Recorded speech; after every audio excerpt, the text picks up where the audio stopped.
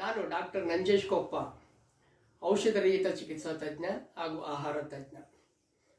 ಎಲ್ಲರೂ ಹೇಳ್ತಾರೆ health is wealth ಅಂತ, ಆದರೆ ನಾನಿದನ್ನು ಒಪ್ಪಲ್ಲ.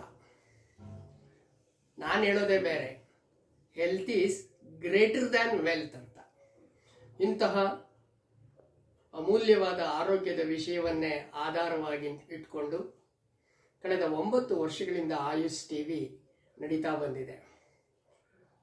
ಅದಕ್ಕೆ ಅಭಿನಂದನೆಗಳು. ವಾರ್ಷಿಕೋತ್ಸವದಲ್ಲೂ ಕೂಡ